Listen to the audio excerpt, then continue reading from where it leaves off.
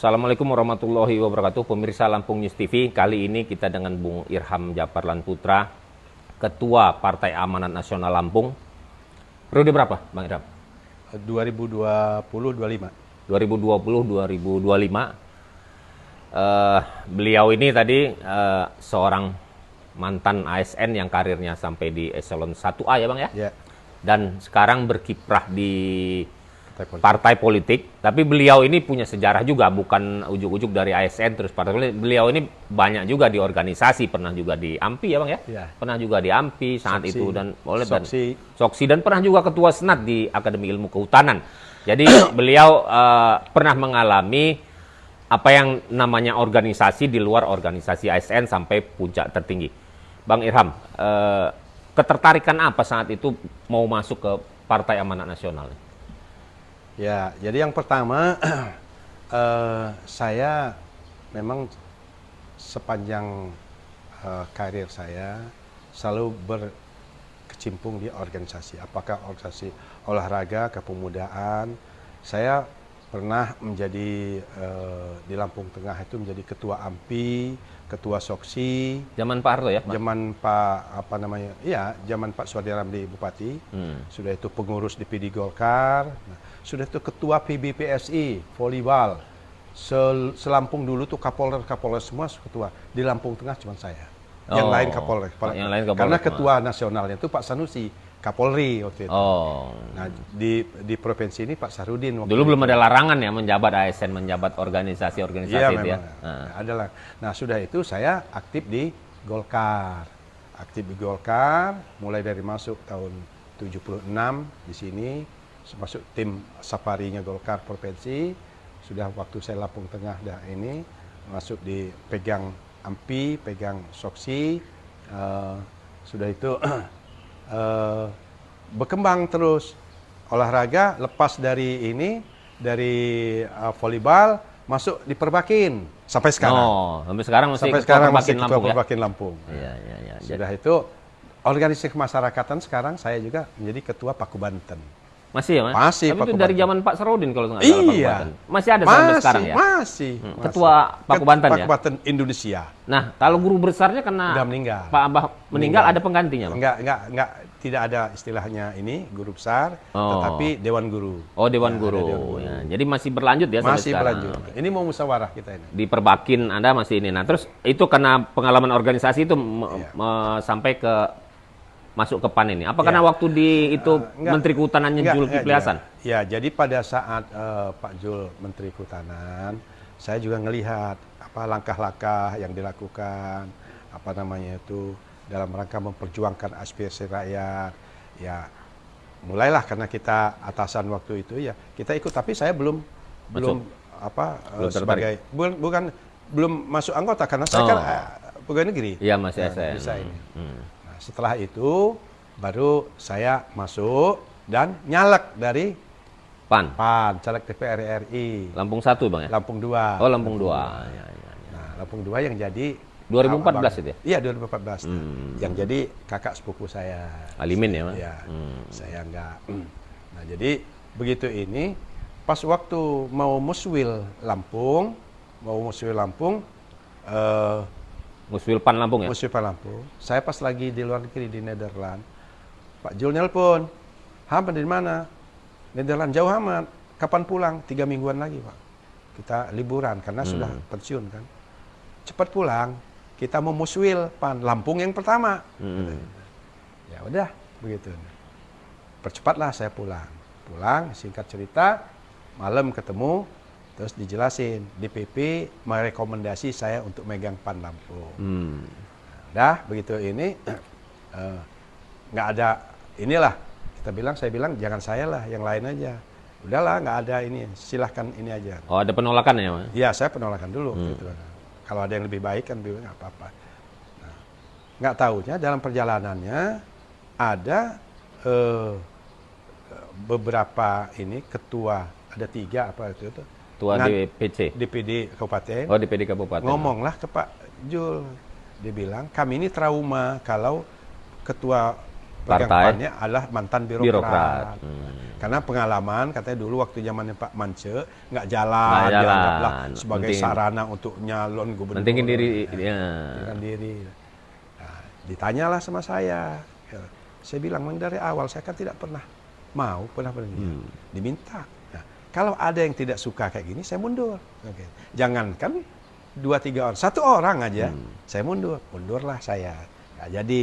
Supaya apa itu Bang? Kalau hanya 1 orang nggak sepakat itu apa nanti dampaknya? Ya, nggak enak. Kita kan kalau Nggak ada kondusif apa? mana nggak nyaman kita kan. Oh. Yang baik orang tidak senang. Walaupun kita udah bekerja baik, tetap tidak senang kan. Dicari-cari aja kita kelemahan kita, kesalahan kita kan. Untuk apa? Kita kerja kan mau apa istilahnya Mau smooth, bebas, mau istilahnya jalannya bagus. jalannya bagus, tidak ada prasangka apa-apa, pemikiran bersama kan kayak gitu. Udah lewatlah itu. Cuman waktu itu saya diminta untuk menjadi mahkamah partai. Oke, jadi mahkamah partai saya selama 5 tahun di DPP.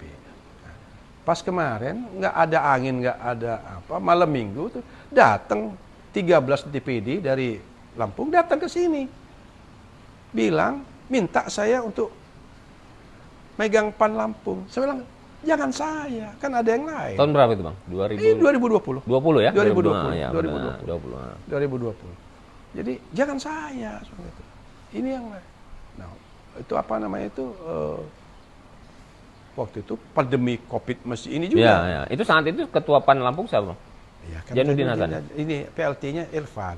Oh, PLT-nya udah PLT Irfan. Udah PLT ya? udah 2 tahun. Iya. PLT. Nah, Irfan nggak maju karena nggak tahu pertimbangan dia apa takut nggak kepilih apa. Jadi udah saya bilang kami ini nggak pulang dari sini Bang. Kalau abang nggak ngasih jawaban dulu, bersedia apa? Dari DPD. Dari DPD. Loh, kok malah begitu semua itu? Ya kalau sudah nggak ada lain sana, ya udah. Saya siap. Dikawal oleh mereka, buatlah dukungan segini selampung itu. Termasuk DPC ya? DPC semua naikkan buat dukungan. Nah, jadi gitu ini begitu apa namanya itu dikawal sampai kan, maka jadilah aklamasi waktu itu. Oh, setelah ada ini koordinasi dulu ke pusat juga Bang ya? Ke pusat, terus kita muswil, apa musyawarah. Satu wilayah. calon cuma? Calonnya cuma saya aja. Ya, Cuma tunggal aja. Jadi berapa DPD? 15? 15 DPD. Semua 15 tuh ikut mendukung saya semua. Nggak ada calon lain. Tapi DPC juga milih kan? Apanya? Iya milih. Semua DPC juga? Iya, kecamatan semua DPC milih. Cuma dia orang kan sudah naikin dukung saya. Oh, sudah dukungan ya. Jadi mulus dan tidak mulus. ada. Begitu ini siapa ngacung semua sampai 2 tangan kayak gini ngacung. Tapi tetap ada sidang kan? Ada sidang. kan dipimpin oleh Pak Jul dari virtual kan dari ini. Oke. Jadi udah selesai nanti. Dilantik hari itu juga? Enggak, nanti kan ini dulu apa namanya? Ya Ada waktu itu prosesnya. pelantikan ininya. Iya, ketuanya aja. Tapi kan SK, terbit SK dulu. Kan. SK dulu. Nah, sudah terbit SK, baru apa namanya itu kita nyusun konsolidasi, nyusun kepengurusan di tingkat DPD. DPD, Musda lagi DPD. Oh, selesai. setelah itu DPD Musda. DPD Musda. Sudah Musda DPC ini, DPC Muscap. Kalau dulu SK-nya DPD yang punya. Sekarang DPW. Ya. Oh, SK-nya. Nah, sekarang ranting lagi berjalan. Kita diharapkan di bulan Mei ini selesai. Ranting SK-nya DPD ya? DPD.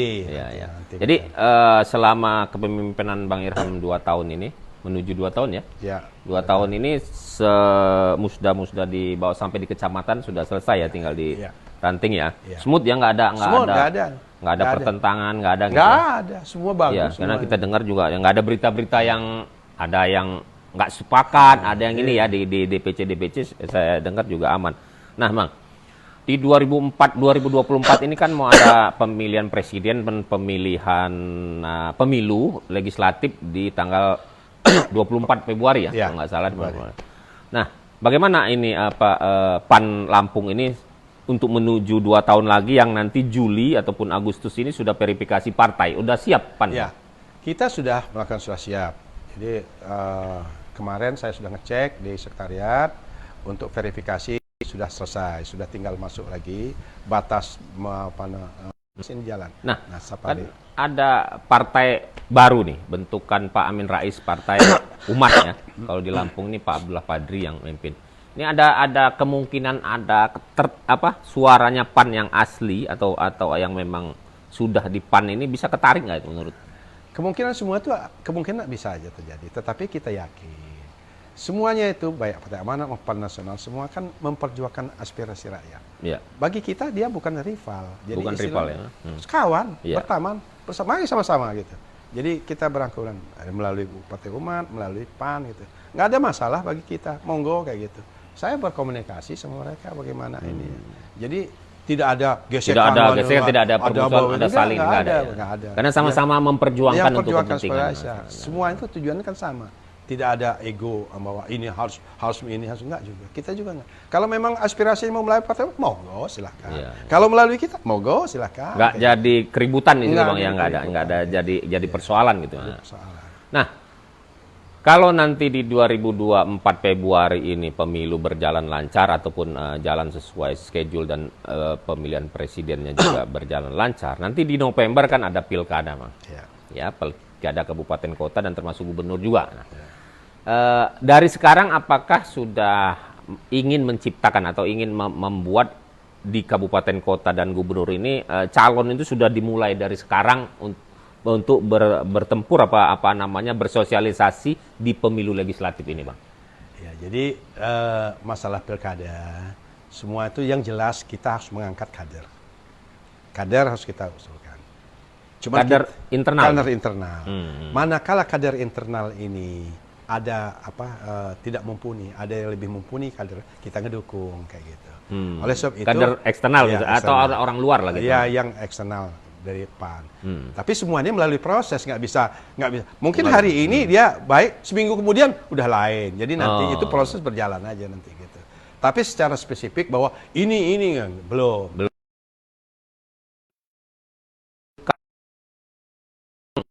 Diusulkan atau ya direkom oleh PAN itu nantinya sebagai kepala daerah ataupun wakil kepala daerah, itu PAN menginginkan orang itu seperti apa? Ya, yang jelas dia itu harus bisa membawakan aspirasi masyarakat. Jadi harus amanah gitu. Jadi tidak mengkhianati rakyat, memperjuangkan semua kebutuhan kepentingan rakyat sehingga menciptakan masyarakat itu hidupnya sejahtera, baik. Jadi siapapun figurnya nanti, dan ini masih dalam proses. Masih kita lihat siapa ini. Tapi udah dimulai ya, lihat sudah kita mulai. Karena kan akan ada pertempuran pertama di pemilu kan gitu. Iya. Sama kan seperti sekarang kan kader-kader banyak yang kalau ketemuan tuh mungkin istilahnya jelas presiden. Nah, itu kan euforia yang untuk membangkitkan semangat kader kan. Iya. Gubernur Ilham bisa aja. Cuman kalau ditanya langsung kan belum tentu kan kayak gitu ya. Tapi untuk semangat kader monggo-monggo aja gitu. Dan itu organisasi partai politik lain juga melakukan hal yang sama. Lumrah lah kayak gitu. Iya. Jadi semuanya. Cuman kuncinya kita itu harus siap. Siap dari segi mental, siap dari segi visi misi, maupun siap dalam arti pendekatan kepada masyarakat. Kalau di PAN otomatis tidak, Bang, kepala partai, ketua partai baik tingkatan provinsi maupun ke tingkatan kabupaten atau kota, otomatis tidak dia wajib untuk mencalonkan diri jadi kepala daerah. Jadi bukan wajib menjadi kepala daerah. Jadi dia harus berupaya untuk menjadi salah satu kayak gitu. Jadi bukan kamu harus bukan. Jadi dia berupaya bagaimana mengondisikan sehingga dia itu layak untuk diusulkan menjadi menjadi daerah. salah satu kepala daerah ataupun wakil kepala daerah. Tapi kalau ini untuk caleg ini wajib hukumnya. Caleg ini direkrut terbuka nggak nanti, Bang? Itu terbuka. Terbuka ya? Terbuka. Ada dari kader di umum juga boleh juga ya? Iya, kita sudah mulai terima sekarang. Oh, sudah mulai terima. Ya? Siapa menjadi caleg PAN, monggo silakan. Sudah kita launching bulan kemarin. Nah, ini kita bicara sedikit ke agak nasional, Bang. Yang terakhir, mengenai presiden, kalau pemilihannya berbarengan dengan pemilu dan pemilihan presiden, berarti partai ini kan harus ada seorang jagoan presiden yang dia usung. Nah, PAN secara nasional udah ada dengar bisik-bisik belum, Bang? Untuk mengusung siapa gitu kira-kira? Waktu Rakernas PAN Indonesia beberapa waktu yang lalu, itu semua DPW se-Indonesia sudah memberi mandat kepada ketua umum untuk menentukan Raker ya, saat raker. ya, Rakernas. Rakernas. Ya, Rakernas. Memberi mandat kepada ketua umum untuk menentukan sikap siapa yang akan dicalonkan menjadi presiden, apakah ketua umum atau siapa. Itu full diserahkan kan mandatnya kepada ke ketua umum. Ada jangka waktu nggak? Apanya? Pak Irham? Nggak ada. Jangka waktu sampai bulan berapa gitu nggak ada ya? Karena Rakernas itu ya merekomendasi begitu. Sepanjang itu masih dalam jalur aspirasi kader, jalan. Kayak gitu. Jadi mandat itu sudah diserahkan ke ketua umum untuk ini. Karena kan berpengaruh, seorang calon perwira akan berpengaruh kepada suara juga kan gitu. Iya, makanya. Akan berpengaruh. Jadi, nah, untuk di provinsi kan saat ini PAN ini ada 8 kursi ya? 8 ya? Enggak, 7. 7 kursi ya? Nah, targetan Bang Irham di 2024 ini ada kenaikan di beberapa wilayah? Iya.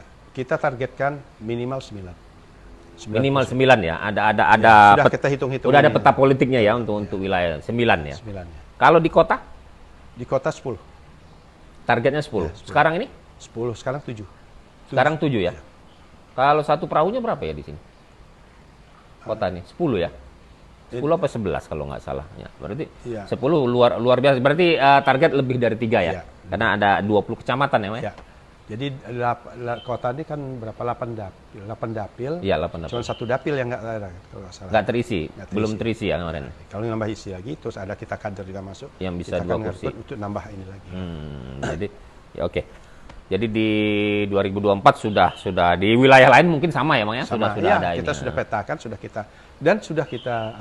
sudah kita rapatkan mengenai target-target, termasuk target nasional. Termasuk target nasional ya. Oke. Target Jadi, nasional itu Lampung 2, Lampung 1? ya. Minimal se-Indonesia tuh masih 1 dapil tuh ada perwakilan semua.